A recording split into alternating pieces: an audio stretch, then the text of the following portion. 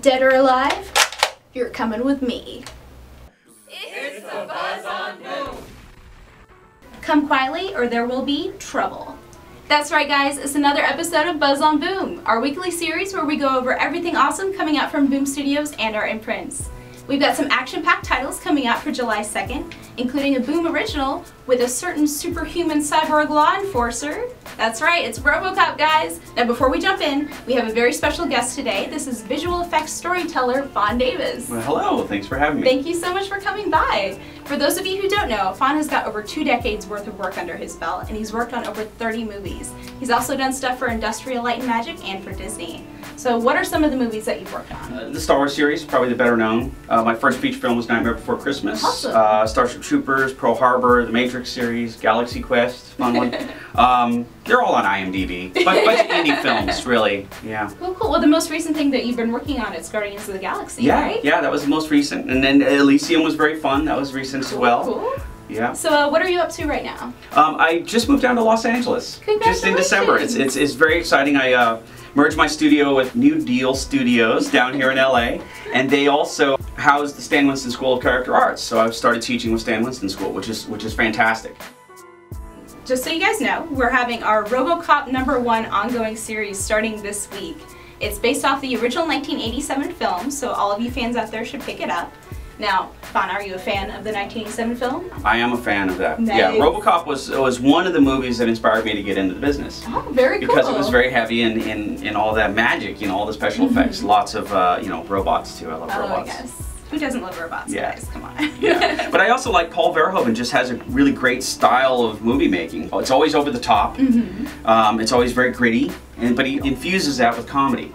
He doesn't take himself too serious, so I love that approach to filmmaking. He's very good. Cool, cool. Yeah. Well, you've actually picked up the first issue of RoboCop #1, haven't you? Yes. Nice. Yeah. What did you think? I was very impressed because it really captures the feel of RoboCop very well, especially the artist. I love gritty, realistically depicted comics, and that type of artwork really kind of sells that world very well. Carlos definitely captured that. Yeah, he nailed it, and the story's great. Awesome. Yeah. It's basically, for fans of RoboCop, if you walk out of the film, you're walking right back into the world of old Detroit with this comic book.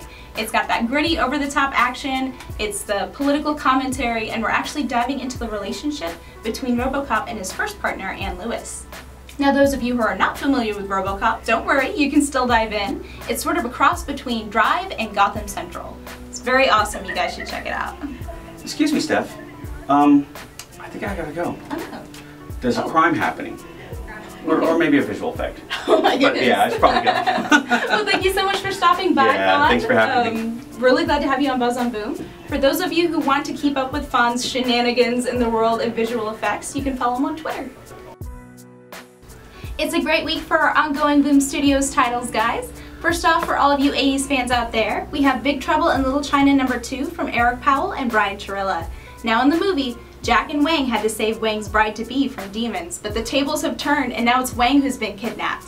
Jack and Egg Shen are going to have to go through Chinatown's Black Road in order to save him, and they face plenty of villains on the way who have one thing on their mind: revenge. After that, we've got The Woods #3. Now, darkness is falling on Bay Point Preparatory High School, and monsters are revealing themselves both inside and outside the school. Maria struggles to break free of her false imprisonment as Coach Clay imposes martial law on the school. And our exploratory crew is being hunted by unseen shadows. Woo! Finally, the Requiem identity has taken full control in Suicide Risk #15.